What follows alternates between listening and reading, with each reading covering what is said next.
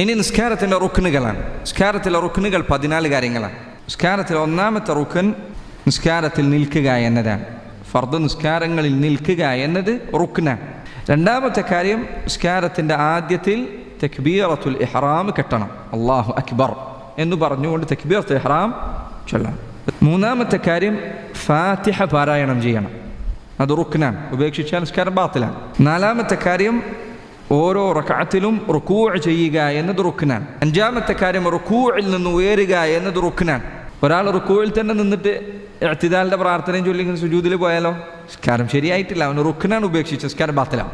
ആറാമത്തെ കാര്യം റുകൂഇൽ നിന്ന് ഉയർന്നതിന് ശേഷം നേരെ നിൽക്കുക. ഏഴാമത്തെ കാര്യം സുജൂദിലേക്ക് പോകുക. എട്ടാമത്തെ കാര്യം സുജൂദിൽ നിന്ന് ഉയരുക. അതോടൊപ്പം സുജൂദിനിടയിലുള്ള ഇരുത്തം ഇരിക്കുക. അത് എട്ടാമത്തെ കാര്യമാണ്. സുജൂദിൽ ഉയരുകയും ഇരിക്കുകയും ചെയ്യുക. ഒൻപതാമത്തെ കാര്യം ഈ പറഞ്ഞ സ്തംഭങ്ങളെല്ലാം ത്വമഅനീനത്തോടുകൂടി ചെയ്യുക, അടക്കത്തോടുകൂടി ചെയ്യുക.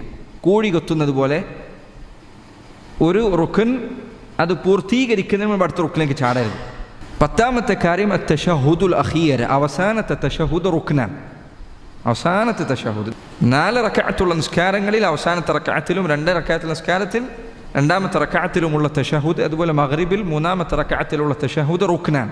11-ാമത്തെ കാര്യം ഈ പറഞ്ഞ തശഹുദിനു വേണ്ടിയും സലാം വീട്ടുന്നതിനു വേണ്ടിയും ഇരിക്കണം, ഇരുന്നു കൊണ്ട് തശഹുദ് നിർവഹിക്കണം. 12-ാമത്തെ കാര്യം അവസാനത്തെ തശഹുദിൽ നബി സല്ലല്ലാഹു അലൈഹി വസല്ലമയുടെ മേൽ സ്വലാത്ത് ചൊല്ലുക എന്നത്.